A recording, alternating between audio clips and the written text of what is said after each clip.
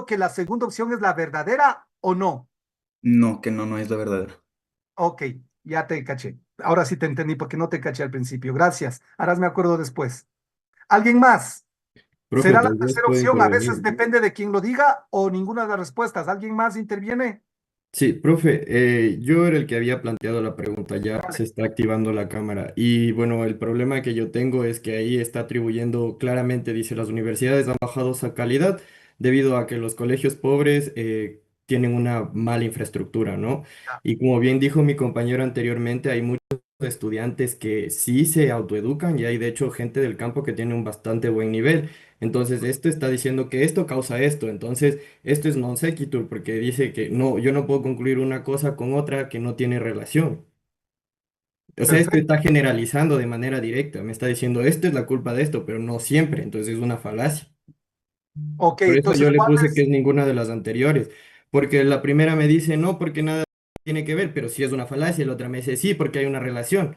Pero la falacia non sequitur nos indica que no hay una relación entre la una y la otra. Entonces es absurdo. Interesante tu razonamiento, pero estás ahí cometiendo o sea, te estás olvidando de un detalle más que cometiendo un error. Te estás olvidando de un detalle. Harás me acuerdo tu participación, que también es buena. Una última, alguien que quiera precisar algo, una última cosa, alguien de lo que se ha dicho hasta ahora.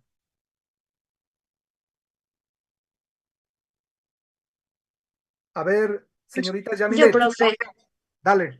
pues bueno, para mí era ninguna de las respuestas anteriores, porque es la falacia non sequitur consta de que no haya secuencia entre la primera premisa y la siguiente. Entonces, yo concluyo que el enunciado no tiene secuencia, ya que no hay relación entre la infraestructura de los colegios con la calidad académica de la universidad. Entonces, sí sería una falacia. Pero la respuesta que afirma que sí es este tipo de falacia menciona que existe una relación de causa-efecto entre los colegios pobres y la mala calidad académica. Entonces, con eso llegué al razonamiento de que no es ninguna de las respuestas anteriores. O sea, sí, interesante, pero tu argumento casi estás diciendo que la respuesta válida es la primera, la uno.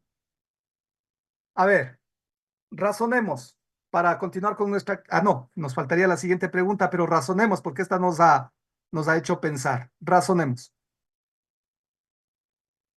Si es que los estudiantes de la República del Ecuador, al terminar el colegio, fueran a la universidad a inscribirse y solamente inscribiéndose, matriculándose, sin ninguna cosa previa, llegan, se matriculan, les dice bienvenido a la Facultad de Economía, estudias economía.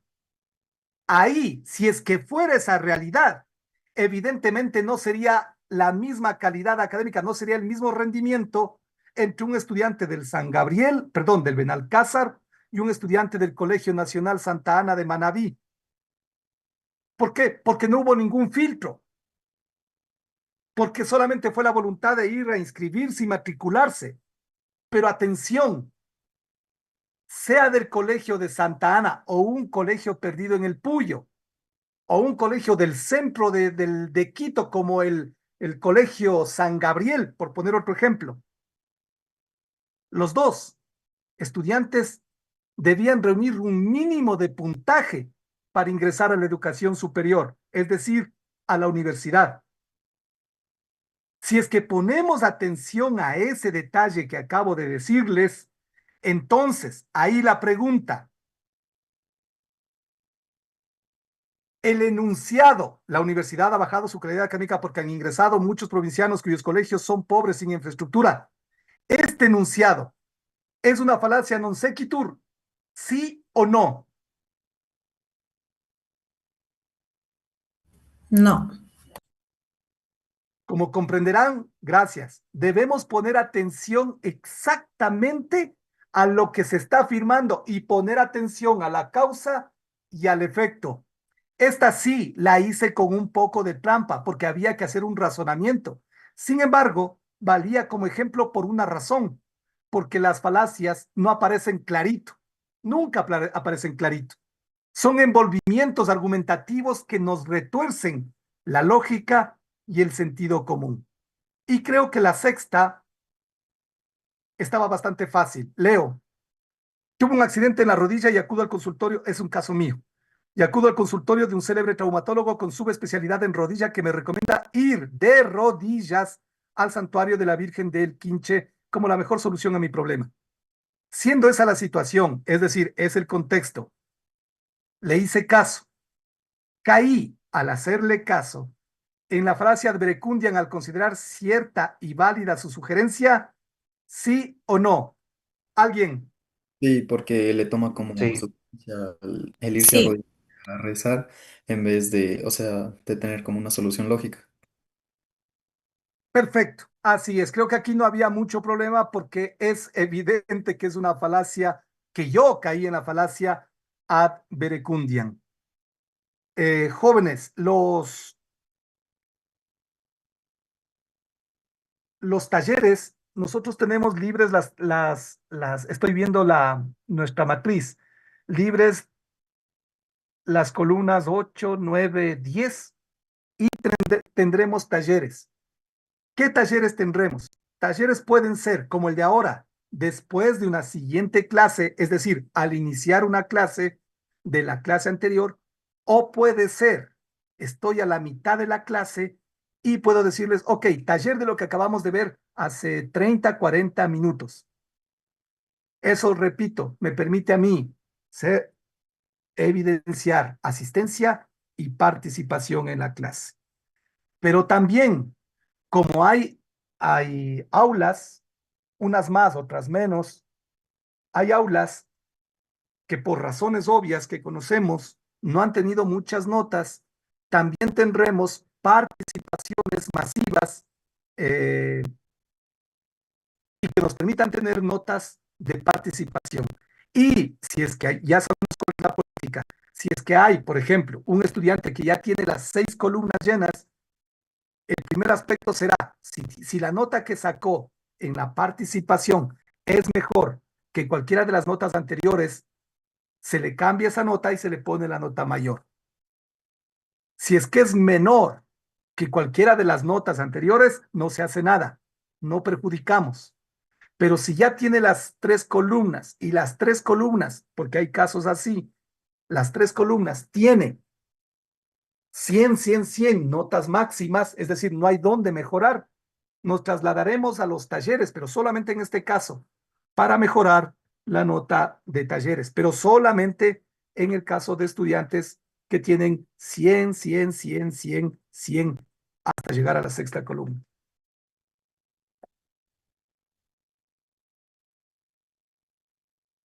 Cuando hagamos talleres a participación, yo le programaré a la hoja de Google Forms y daré el tiempo necesario para que puedan hacer las respuestas y puedan enviar. Si envías después del minuto que te digo, pero así, minuto contado que te digo, ya no podrás enviar porque estará programado para que no se recepten más respuestas. Dicho eso, continuemos con nosotros.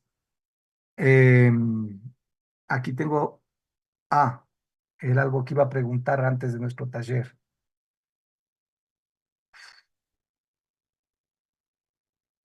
Me voy, me voy al aula 2. Nicole Macías, ¿está aquí? Señorita Nicole Macías, Sí, profe, ya ahorita. muy amable, gracias.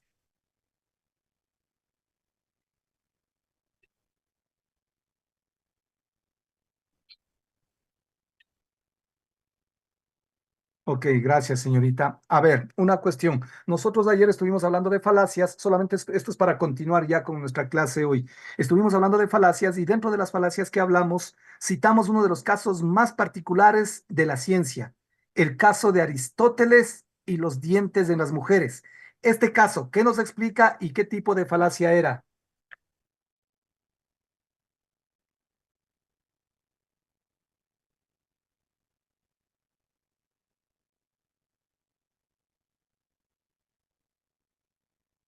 No.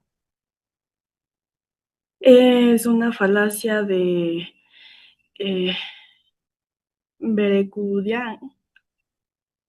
Primero, ¿en qué consiste esto de Sócrates? De Sócrates, perdón, de Aristóteles. Aristóteles afirmó que las mujeres tenían ay, que las mujeres tenían menos dientes que los hombres, pero nunca lo comprobó. Ok. ¿Y por qué es falacia verecundian? ¿Sí me escucha, profe? Y claro, yo te estoy escuchando. Eh, mm, porque sostiene una autoridad. Ok, gracias.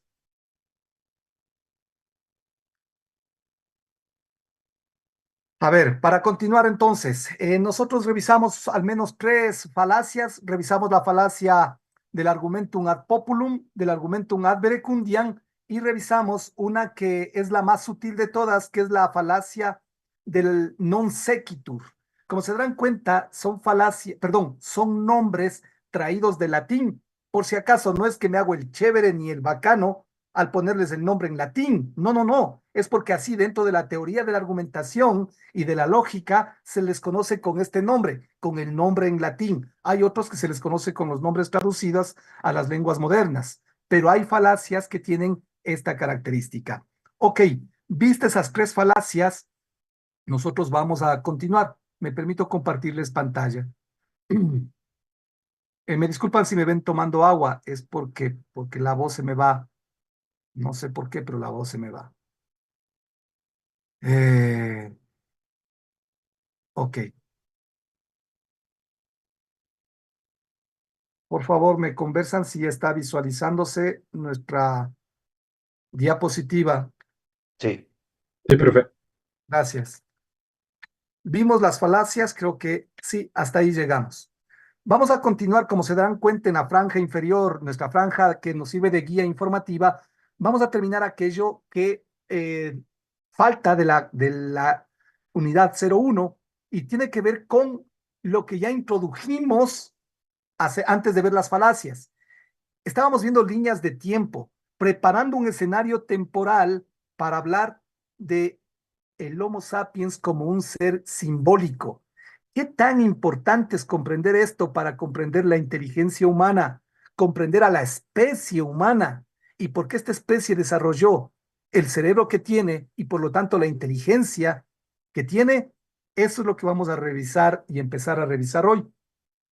Primero, voy a hacer una secuencia de unas 4 fotografías célebres de la historia de la humanidad. Ahí tenemos una fotografía célebre. ¿Alguien reconoce este contexto histórico? ¿Alguien reconoce?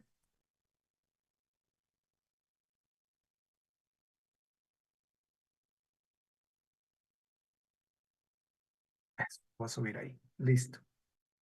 No, estamos en los años 60. Estamos en Asia. Estamos en el Tíbet. No hay ningún montaje por si acaso, ¿no?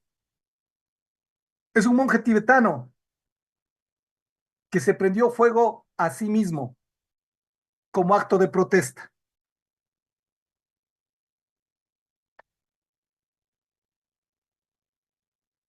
Murió este monje tibetano. Estamos en Asia. Siguiente fotografía. Esto sí creo que reconocen. Los dos personajes. ¿Quién tomó la foto? ¿Quién está siendo tomado la foto? ¿Alguien? Dale.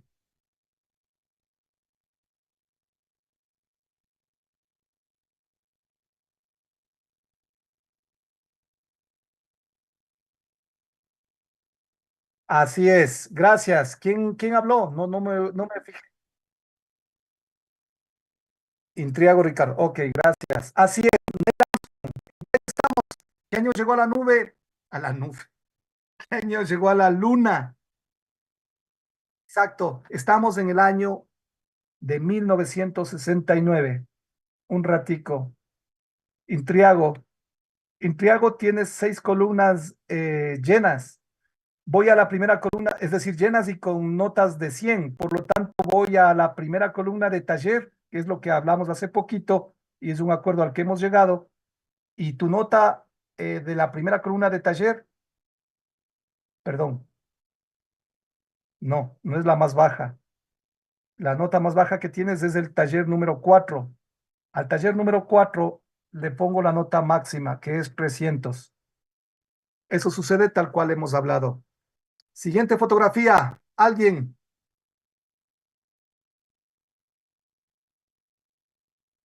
Pista. Estamos en Nueva York. Segunda pista. Años 30. ¿No fue la construcción del Empire State? Estamos, sí, en la célebre construcción del edificio más alto en ese tiempo de los Estados Unidos de América.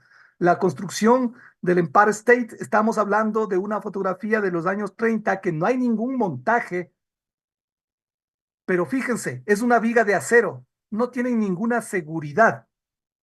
Esta fotografía publicada en el New York Herald Tribune, esta fotografía se hizo célebre.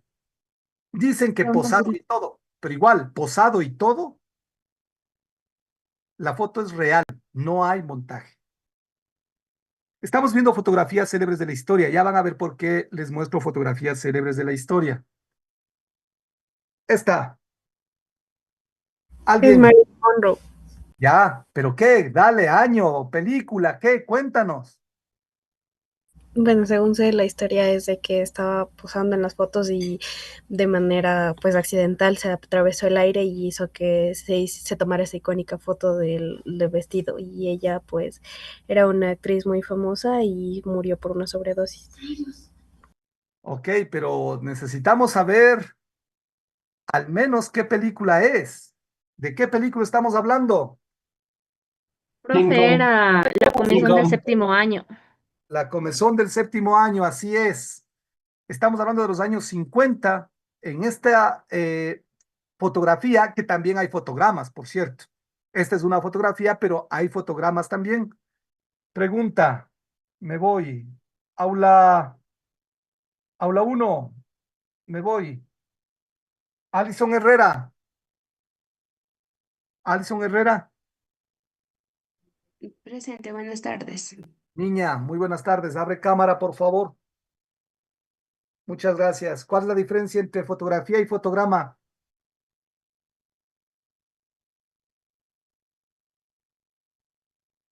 La fotografía es una imagen tomada con una cámara para capturar un momento y el fotograma es una imagen que forma parte de una película o video. Ok, gracias. Creo que todos, la película no es tan buena, ustedes pueden verla si desean, obviamente, pero no es tan recomendable. Lo célebre es la foto de la Marilyn Monroe en la posición que todos conocemos, cubriéndose las piernas, porque la ventilación del metro de Nueva York le levantó la falda. La penúltima, no es buena la resolución, pero es la que tengo. Guillén David, Foto fue tomada por los soviéticos cuando ocuparon Berlín en 1945 y es en el Reichstag.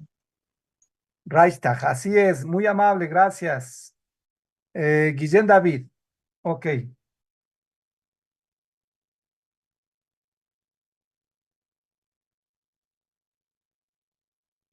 Listo. Hasta aquí la fotografía es tal cual como dijo el compañero.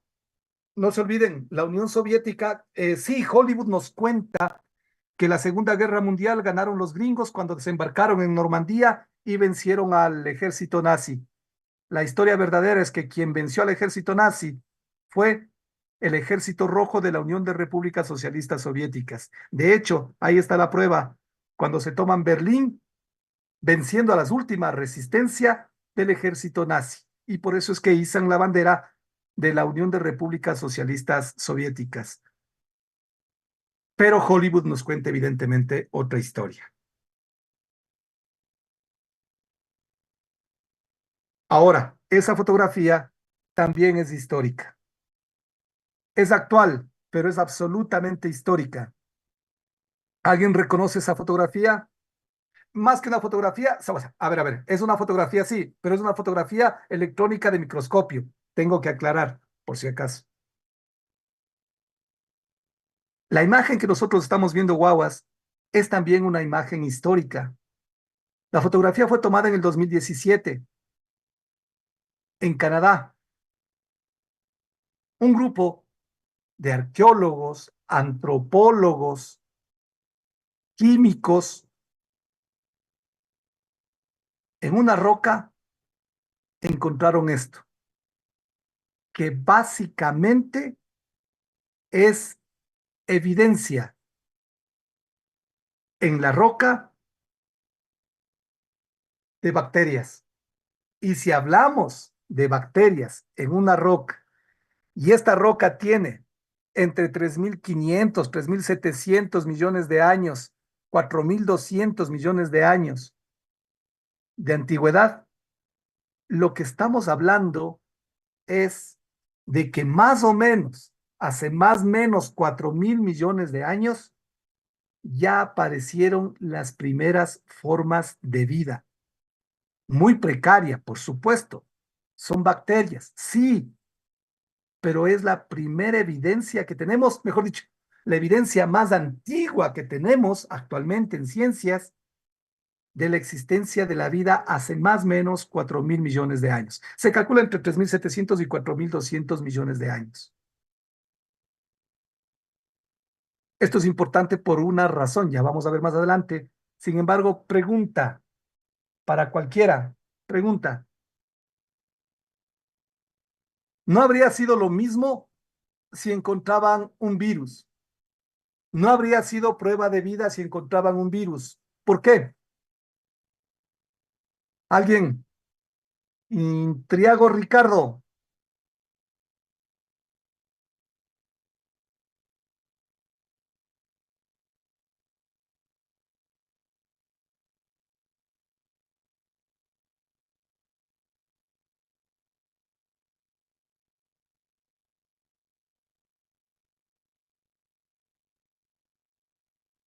Así es, un virus básicamente no es un organismo vivo, aunque hay que aceptar que definir lo que es vida es muy complejo.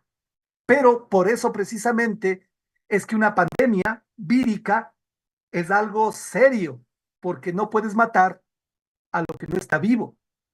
En ese sentido, es que un virus es considerado un organismo no vivo, pero para reproducirse necesita un organismo vivo. De tal manera que la fotografía es histórica precisamente por esa razón. Debo reconocer las participaciones en clase, así que me adelanto. Ok, aquí tienes otra nota baja en taller, te pongo la nota máxima en el segundo taller que tienes, te pongo la nota máxima porque es lo que hemos quedado. Listo.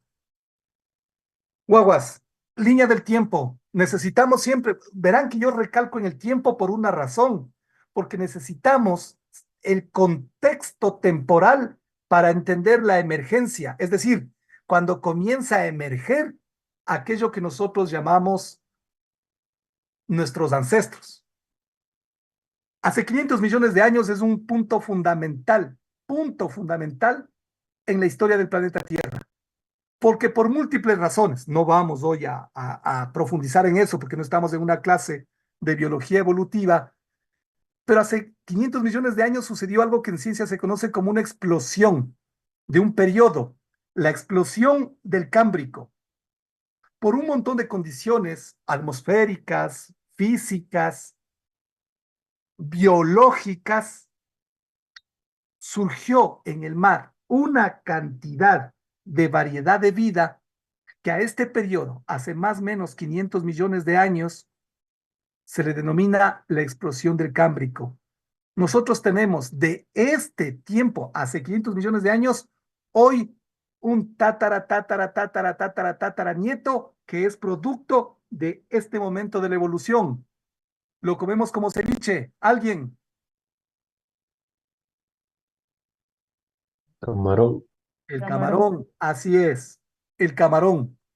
Hace 500 millones de años, por lo tanto, podemos decir, nos enseñan los especialistas, los biólogos evolucionistas, que hubo una gran manifestación de vida en el mar. Se conoce como la explosión del Cámbrico. 300 millones de años después, eso se manifestó ya en la corteza terrestre, ya no en el mar. Y se produjo una explosión de animales inmensos, los grandes lagartos, que eso es la palabra dinosaurio, los grandes saurios, los grandes lagartos, que dominaron, como ustedes saben, por un promedio de más o menos 180 millones de años la Tierra. Pero, a la vez,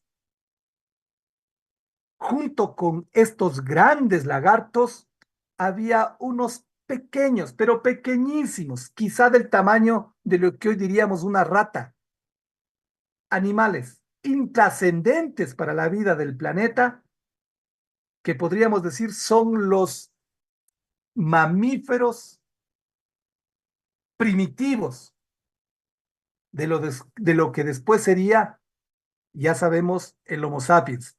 Estamos hablando que convivieron hace más o menos 200 millones de años los grandes saurios con unos animales insignificantes, los primitivos mamíferos, que si no hubiera sido, porque eso no se puede saber, pero es evidente que si hace 66 millones de años, la teoría más aceptada, la teoría del científico norteamericano Luis Álvarez, que nos dice que hace 66 más o menos millones de años, un gran meteorito se estrelló contra la Tierra en lo que hoy es el Golfo de México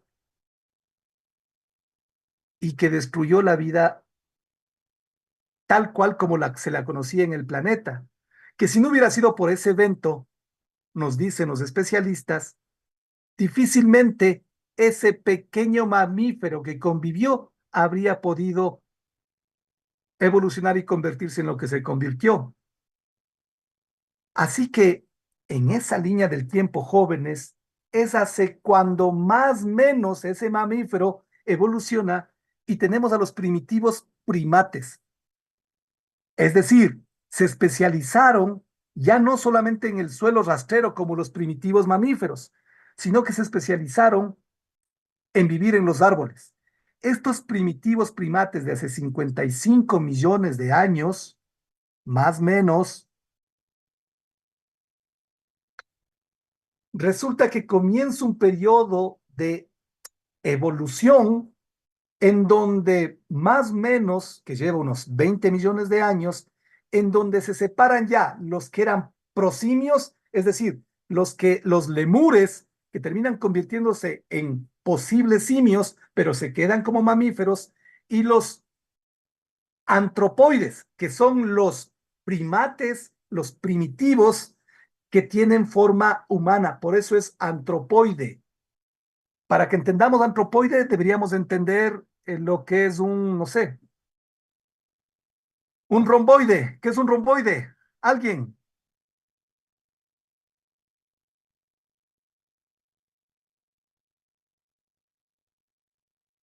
¿Nadie? Una figura geométrica de cuatro lados. Sí, pero parecida a un rombo, pero no es un rombo. Por eso es que se habla de romboide. Por eso, ¿qué será un humanoide? Alguien, un ser que parece humano, pero que no es. Por lo tanto, un antropoide es algo que parece, antropos es hombre, que tiene forma de hombre, pero que no es un hombre, no es un humano. Por lo tanto, conclusión, hace 30 más o menos 30 millones de años, se dividen entre los dos extremos que conocemos, los primitivos lemures, que hasta ahora hay los lemures, con los humanos. Es decir, se establece una diferencia entre los lemúridos y aquellos monos antropoides que terminarían evolucionando hacia el Homo sapiens. Finalmente, hace más o menos 7 millones de años, nos bajamos de los árboles. Pero no todos los monos, obviamente. Pero comienza un proceso que ya sería indetenible. Si ya tenemos esa línea del tiempo, creo que ya estamos claros en el contexto temporal, que eso es súper importante tenerlo presente, súper importante. Vayamos a hablar de tu abuela. Verás.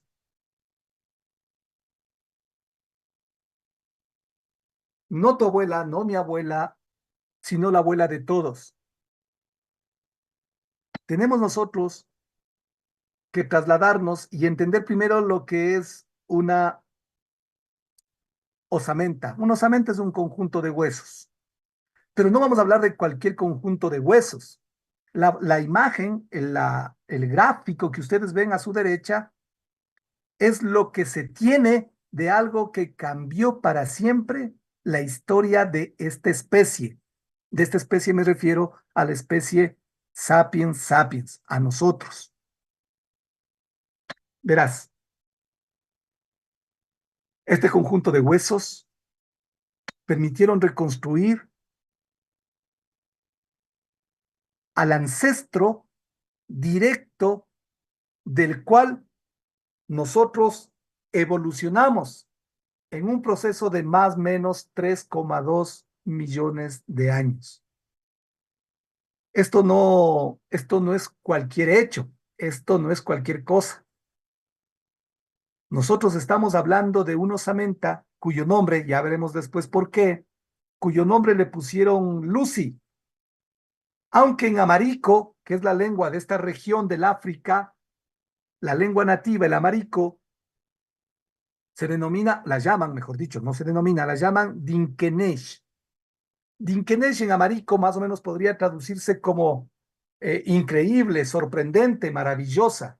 Es decir, en Occidente la conocemos como Lucy, a esta osamenta. La fotografía que ven de la derecha es una reproducción de cómo habrá sido el primate al que pertenecían esos huesos. Estamos hablando de Lucy, que es una Australopithecus afarensis de más o menos 3,2 millones de años de antigüedad. Un poquito más de 1 metro, un poquito más de 1 metro. Y cerca de unas, más o menos unas 80, 90 libras, que son más o menos unos 35 kilos. Ahora, ¿dónde es y por qué es tan importante esto de Lucy? Tenemos que hacer, si ya hicimos un contexto temporal, tenemos que hacer un contexto geográfico. Y tenemos que irnos, no sé si se escucha alguien, ¿a dónde tenemos que irnos? ¿A qué lugar? ¿Escuchan la música o no? Sí. A los Jamaica. Beatles, a los Beatles. Jamaica, Jamaica. Bob Marley. Ok, gracias. Sí, es Bob Marley, pero no es Jamaica.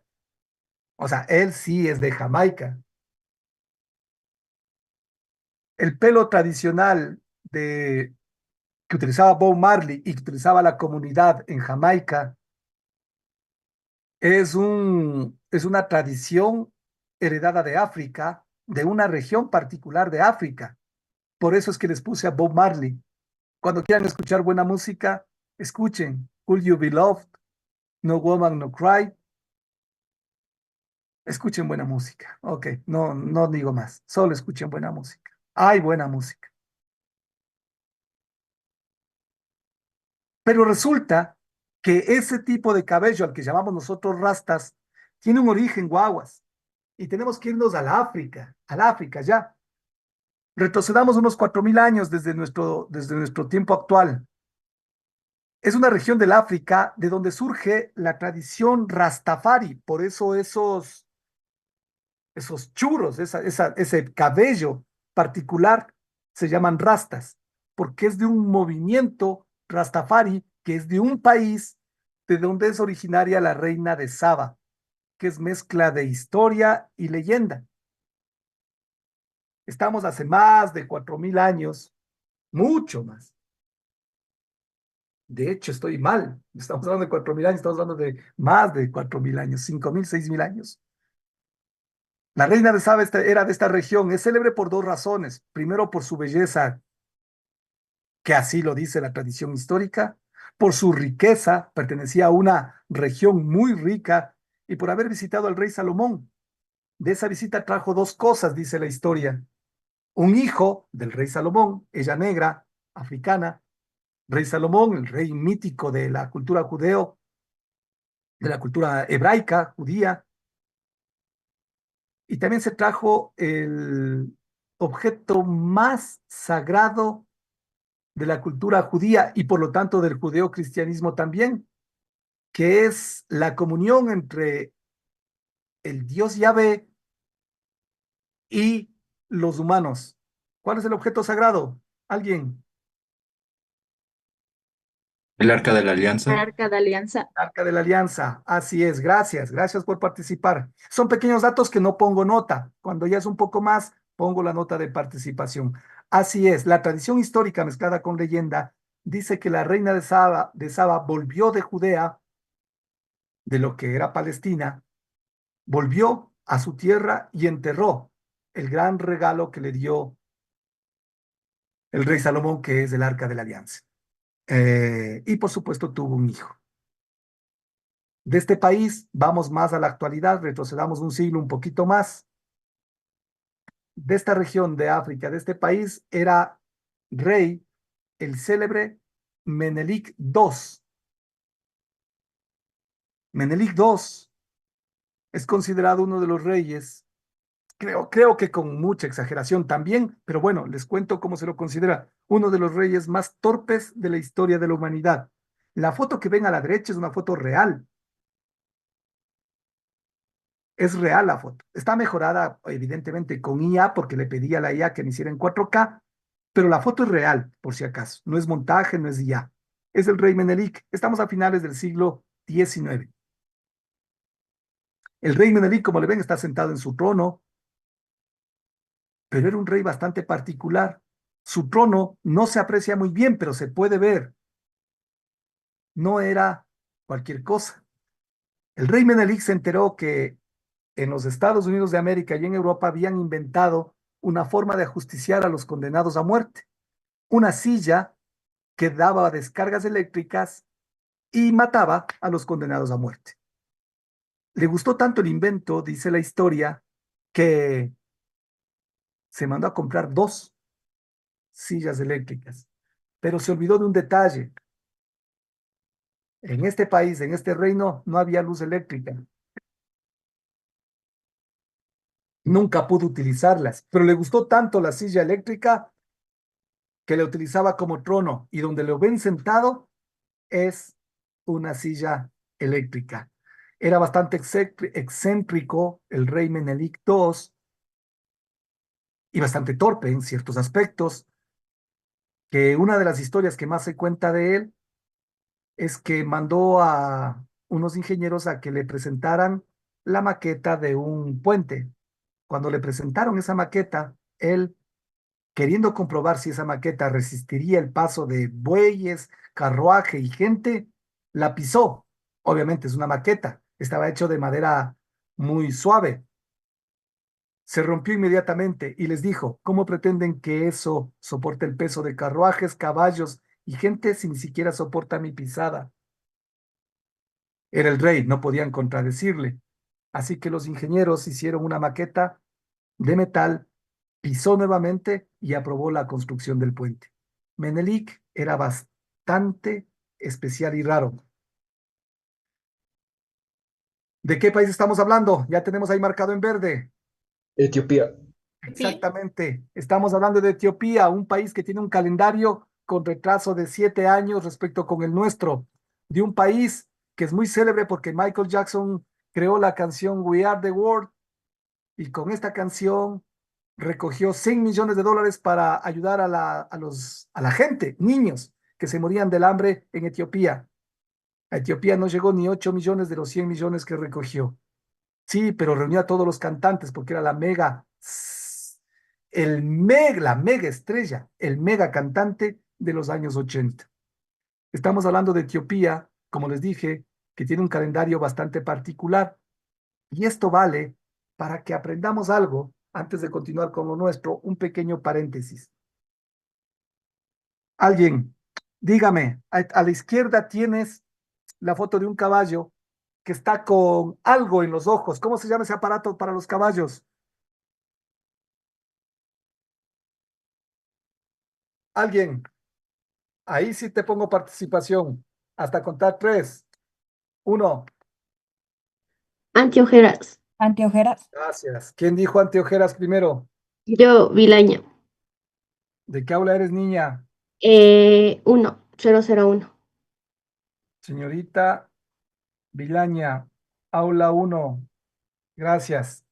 ¿Por qué te pongo las anteojeras ahí? Gracias, niña. Porque verás, la imagen que tú estás viendo en la diapositiva es una imagen de los calendarios que hay. Evidentemente, como ves marcado en verde, está el calendario gregoriano, que ocupa gran parte de la humanidad. Sin embargo, eso no significa que es el único calendario. Si te fijas, por ejemplo, en China, ellos están en el año 4723. Si te fijas en la parte norte de África, ellos utilizan otro calendario, en donde en cambio ellos están en 1447 ahorita. Como te das cuenta, lo que es Etiopía, ellos están en el 2018.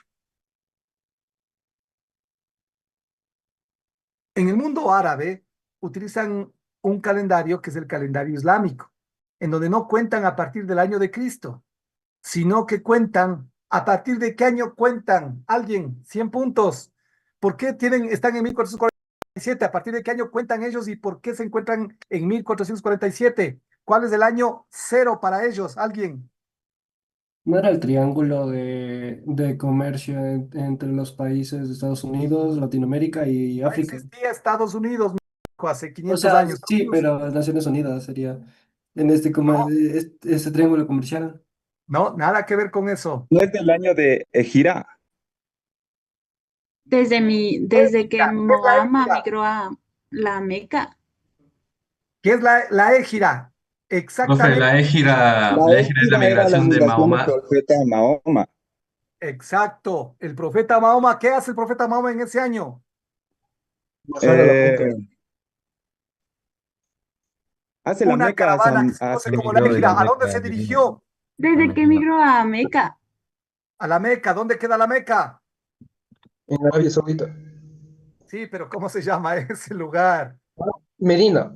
Medina, exactamente, la égira a Medina. A partir de ese año, ¿quién nos dio los datos? La chica nos dio más datos. ¿Qué chica habló? Yo, profe, buen día cero del E102. Señorita Cero, gracias. Como se dan cuenta, ahora entienden por qué les puse esa imagen del caballo con anteojeras. Jóvenes, el mundo es mucho más allá de lo que nosotros hemos aprendido en sociedad, conocemos, hemos visto y hemos leído. Uno de los ejercicios más saludables en la vida, más saludables, es quitarnos las anteojeras culturales y no creer que la cultura, la historia y la geografía en la cual nos hemos criado es la única verdad posible, la única interpretación posible para la humanidad. Posiblemente en este caso es la mayoritaria, como vemos marcado en verde, pero eso no significa que desconozcamos otras formas de entender la realidad, de interpretar la realidad, de relacionarse con la realidad.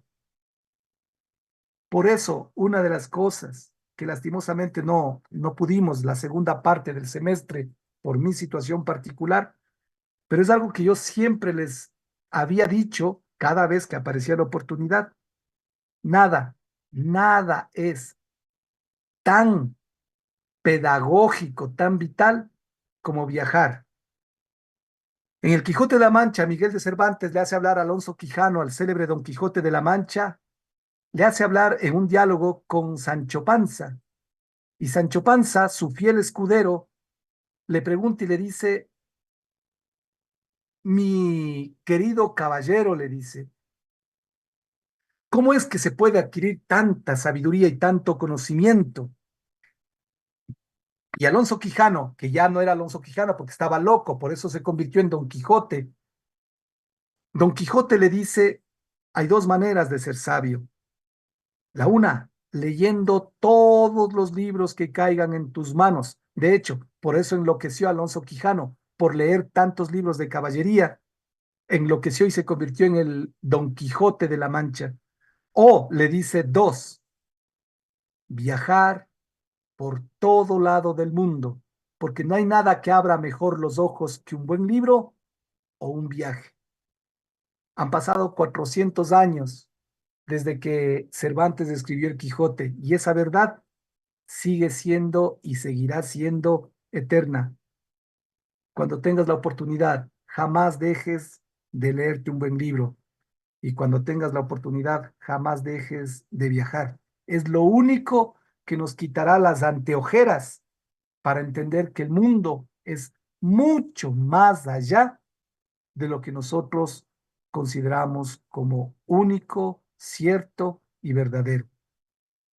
Ok, pero esto solamente era un paréntesis. Sigamos con lo nuestro. El gráfico que ven a la derecha es África, obviamente, y lo que está marcado en café es en donde más o menos las regiones en donde se encuentran los vestigios, las osamentas de nuestros ancestros. Por eso es que ustedes ven la costa oriental de África y donde ven la mayor cantidad de puntos rojos es evidentemente el país del cual estamos hablando, de Etiopía. Ahí se han encontrado, de hecho, Etiopía y los alrededores de Addis Abeba es la capital de Etiopía. Los alrededores de Addis Abeba es más o menos como una especie del paraíso de los paleoantropólogos, porque encuentran osamentas. Ahí se encontró a Lucy precisamente en 1974, que nos permiten conocer el pasado de nuestra especie. A la izquierda ustedes ven es un gráfico, es un dibujo en donde nos pone más o menos el tamaño del tipo de la especie Australopithecus afarensis con las variedades, el tamaño que más o menos tenían. Como ven, 40 centímetros más o menos esa distancia, como se darán cuenta, medían 1 metro, un poquito más, y de hecho eso era lo que medía Lucy. Pilas con este dato. Si había primates y vimos que hace más o menos 7 millones de años, más o menos, hace 7 millones de años, un grupo, una línea de primates se bajó de los árboles, ahora entenderás que no es lo mismo un primate que todavía vive en los árboles a los primates, a la línea de primates que se bajó de los árboles hace más o menos 7 millones de años. Hay una cosa evidente que es diferente entre un mono araña, por ejemplo, la fotografía que vemos en el medio, y un chimpancé, la fotografía que vemos a la derecha. ¿Cuál es la diferencia evidente que ven? Es muy evidente. El La tamaño. textura. Exacto. Tamaño, la Por cola. supuesto, El camino de 2 patas. por supuesto, el tamaño, tienen razón, que está en 2 patas el chimpancé a la derecha, pero algo dijeron al principio y es lo fundamental. La cola, profe. La cola. Si vivimos, piensa con lógica. Si hay monos que viven en los árboles, la cola es más o menos una quinta pata, un quinto miembro que le permite sostenerse, agarrarse. Pero si ya bajaste de los árboles, en millones de años de evolución, ¿necesitarás la cola? Pues no. Es por eso que tenemos diferentes líneas de primates, de primates antropoides, pero unos con cola y otros sin cola, y que se especializan en diferentes regiones del planeta. Como se darán cuenta, por si acaso, aquí hago otra vez un paréntesis. Yo no estoy tratando de convencerte de nada, no estoy evangelizando a nadie. Estamos viendo el punto de vista teórico científico del origen de nuestra especie.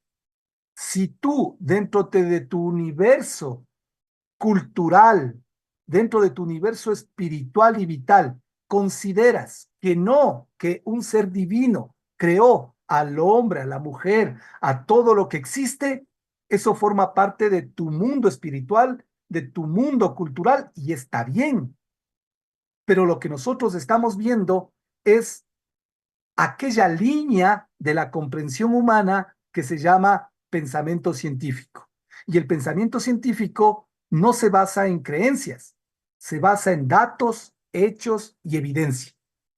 Pero los seres humanos no solo somos datos, hechos y evidencia, y también tenemos un mundo, entre comillas, después veremos ya, precisaré la palabra, ahorita no lo digo porque ya llega la diapositiva, hay un mundo espiritual también en el ser humano. Pero te repito, yo no estoy evangelizando. ¿Qué quiero decirte con evangelizando? No estoy pretendiendo convencerte de nada ni de que creas en algo de lo que yo te diga. Lo que estamos haciendo es un ejercicio académico llamado ciencia, en el cual las afirmaciones se respaldan en datos, hechos y evidencia. Dejando en claro esta particularidad, continúo. Ayúdenme, por favor, ayúdenme. Viendo, sobre todo, es un gráfico, ¿no? Pero viendo sobre todo el hueso de la cadera. A la derecha es un esqueleto de un Homo sapiens sapiens. A la izquierda es el esqueleto de un gorila. Ambos modernos. Lo que está marcado con rojo, mejor dicho, lo que está en rojo, no marcado, lo que está en rojo es el hueso de la cadera. Pero hay algo evidente en ese hueso de la cadera, perdón, hay algo evidente. ¿Cuál es la diferencia evidente en el hueso de la cadera? El Alguien, tamaño. cuéntenos. Que tenemos El tamaño.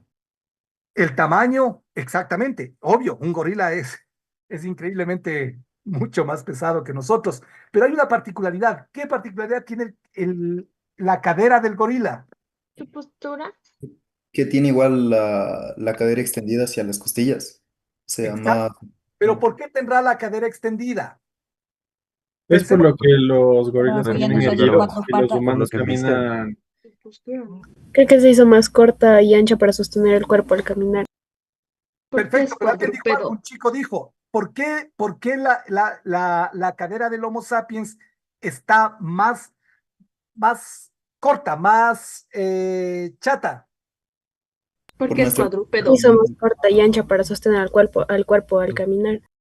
Claro, pero también camina el gorila, sino que el gorila no es la misma caminada que el Homo sapiens. El Homo sapiens es completamente bípedo, es decir, su peso descansa evidentemente en las dos piernas.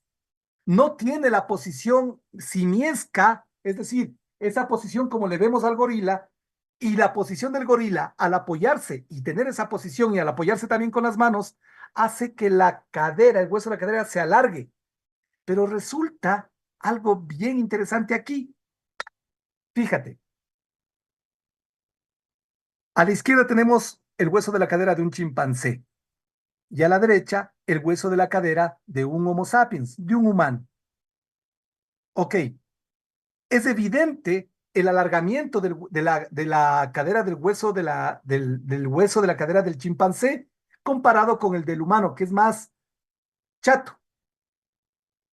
Pero esto se debe a algo fundamental que ya dijeron, intervino alguien y dijo, esto se debe a la posición bípeda erguida. Esta posición bípeda erguida hizo que nuestra especie desarrollara algo. Si nos bajamos de los árboles, pongámonos pilas, si nos bajamos de los árboles hace 7 millones de años más o menos, esta era nuestra posición simiesca. Al bajar, evidentemente ya no estamos sino en campo abierto. Al utilizar ya no las dos manos para colgarnos, tenemos las dos manos libres, estamos hablando de millones de años de evolución, por eso te di el contexto temporal. Evidentemente, tenemos las manos libres y nuestro peso descansa sobre las piernas. Nos ponemos erguidos, nos ponemos de pie y la cadera, el hueso de la cadera ya no necesita ser largo. De hecho, comienza a hacerse más chato porque el peso descansa ahí. Eso nos permite que tener un mayor campo de visión, que si estuviera en posición simiesca, así, mi campo de visión no es lo mismo que una posición erguida, es decir, de pie, bípeda. Mi campo de visión es de 360 grados. Al tener un campo de visión mayor, por supuesto, la información que tiene que procesar mi cerebro es mucho mayor. Y por eso es que esta línea de primates que se bajó de los árboles comenzó a desarrollar una inteligencia particular, ya que al tener libre las manos también pudo comenzar a desarrollar herramientas. Pero esto que nos explica mucho, mucho de ciertas cosas para entender la evolución, podemos verlo mejor, perdón, un ratico. Así, sí. Pensé que había alterado yo mis diapositivas. Esto podemos verlo mejor en el caso de Lucy.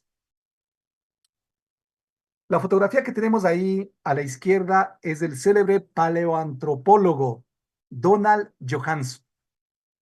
El paleoantropólogo Donald Johanson en Addis Abeba, los alrededores de Addis Abeba, en el 1974, dirigiendo un equipo de paleoantropólogos, descubren una osamenta, la que vimos. A la osamenta la pusieron Lucy.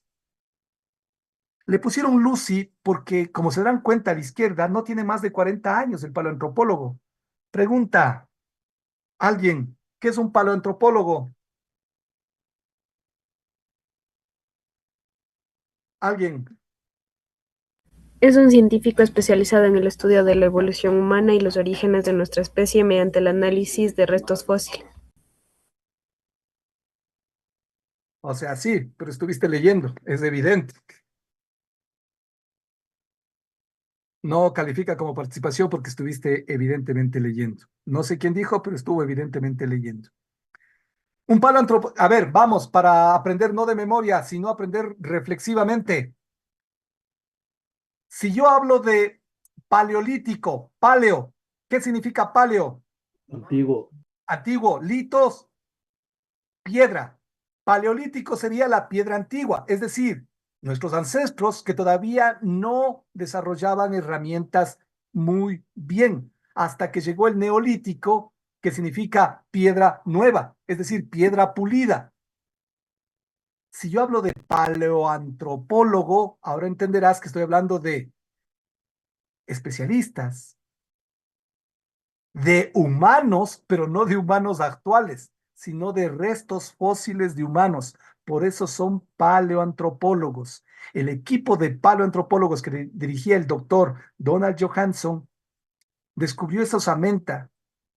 Como eran jóvenes, les gustaba. ¿Qué grupo era el más célebre en los años 60 y 70 en los Los Estados Beatles. Unidos? Los Beatles. Los Beatles. Los Beatles. Los Beatles tienen una canción. A mí no me gusta la canción, pero a ellos les gustaba. Lucy in the sky with diamond. Lucy en el cielo con diamantes. Como les gustaba esa canción, adivinen cómo le pusieron a los osamenta. Exactamente, Lucy. Ya sabemos que Etiopía, los antropólogos, los paleoantropólogos etíopes no le pusieron Lucy, le pusieron un nombre de acuerdo a su lengua nativa mayoritaria, porque hay varias lenguas en Etiopía. Al amarico le pusieron Dinkenesh, que ya dijimos se traduce por sorprendente, maravilloso, etcétera.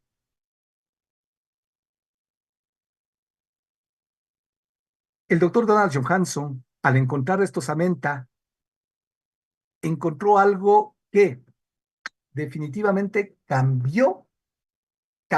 pero cambió la historia de lo que comprendíamos de la especie humana. A la derecha tienen uno de los célebres memes que dice, ¿qué pasaría si una persona liberara el 100% de su capacidad cerebral?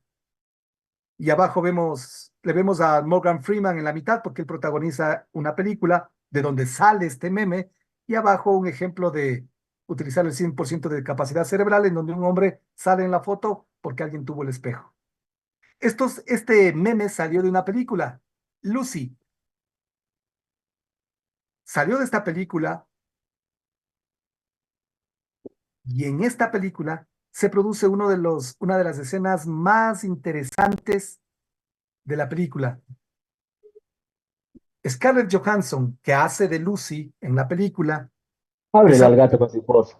Perdón. Creo que estaba abierto el micrófono. Lucy hace un viaje, no les voy a spoilear, pero hace un viaje, desarrolla una inteligencia tal tienen que ver la película para ver por qué desarrolla esa inteligencia, que hasta puede viajar en el tiempo. Y este fotograma es célebre, porque adivinen Lucy, es decir, la Scarlett Johansson, adivinen con quién se topa hace 3,2 millones de años. Se encuentra con Lucy. Con Lucy. Lucy. Cuenta con la osamenta, es decir, con Lucy allá en lo que hoy es Etiopía, en la costa oriental de África. Por eso este fotograma es un ejemplo de intertextualidad. Ahora, nuestra querida Lucy, adivinen qué, nuestra querida Lucy caminaba erguida. ¿Cómo se dieron cuenta los paleoantropólogos de que caminaba erguida? Porque el hueso de su cadera, siendo una primate, no era como el del chimpancé de la izquierda. Siendo una primate, era como parecido, no igual, evidentemente, pero siendo una primate, su cadera tenía, el hueso de su cadera, perdón, era chato, lo que demuestra por inferencia que caminaba erguida. Por supuesto, esto trajo un montón de cosas, o sea, efectos secundarios de las ventajas y desventajas de caminar erguidos. La siguiente clase hablaremos de las ventajas, un ejemplo clásico y perfecto para entender las ventajas y desventajas evolutivas de Lucy y de por qué nosotros acarreamos 3 millones de años después, más o menos, todavía esas consecuencias. Hasta ahí nos quedamos, jóvenes. Gracias por su tiempo, gracias por